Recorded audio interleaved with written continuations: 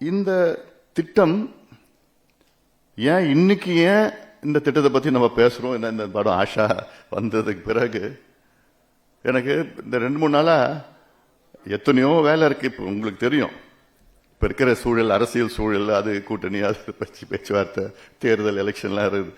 ஆனாலும் எனக்கு இந்த 2-3 நாளா இந்த படத்துல தான் எனக்கு திருப்பி அவ்வளோ எமோஷனலா I have been involve in this program, and அதனால this movie is it is last 2 days I've been into this movie because I've been so emotionally bonded by this program.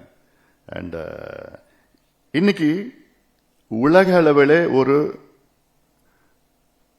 ஒரு வெற்றி கதையில ஒரு வெற்றி, ஒரு சக்சஸ் ஸ்டோரின்னு சொல்றது ஆங்கிலத்தில் இந்த NRHM. அதாவது இந்தியாவின் தாய் இறப்பு விகிதம் நான் அமைச்சரா பதவியேற்ற பொழுது அது கிட்டத்தட்ட 280, 300 கூட வச்சு 300.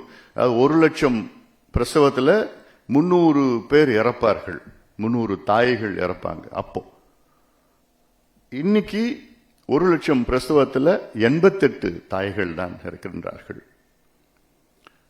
அதாவது நினைச்சு பாருங்க, இந்த 20 ஆண்டுகள்ல 300ல இருந்து இன்னைக்கு 88 வந்திருக்குது.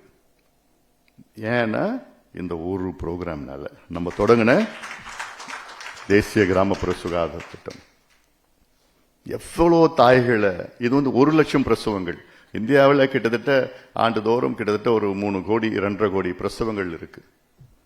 எத்தனை தாய்கள் நம்ம இந்த திட்டத்தில் காப்பாத்திட்டு இருக்கிறோம். அதே போன்ற குழந்தை இறப்பு விகிதம் அதிகமா ஒரு நாள்ல இருந்து 28 நாள் வரைக்கும் அதிகமா இறக்கிறது. அப்புறம் 11 மாசம் வரைக்கும், அதுக்கப்புறம் 5 வருஷம் 3 பிரிச்சுக்கிறோம். Infant, neonatal infant mortality, child மார்டாலிட்டின்னு சொல்றது. ஜென்ரலா சேர்த்து இன்ஃபென்ட் மார்டாலிட்டி ரேட் நான் அமைச்சரா சேர்றப்போ அது 68 இருந்தது. 1000 குழந்தைகள் பிறந்தால் 68 குழந்தைகள் இறப்பார்கள். இன்னைக்கு அது 35 குறைஞ்சிருக்குது.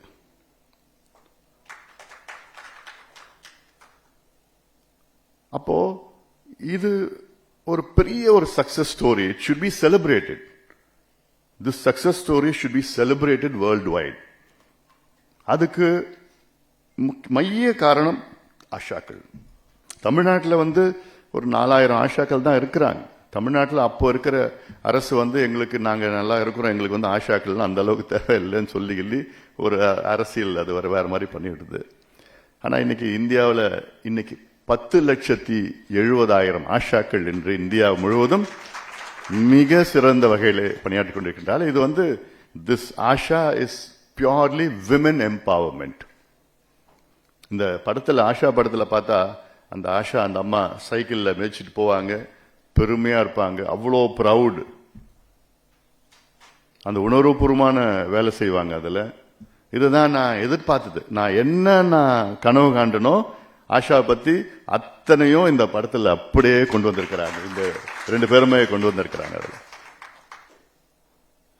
Whatever I dreamt of how an Asha should be was 100% made in this movie. This is what I dreamt of, this Asha.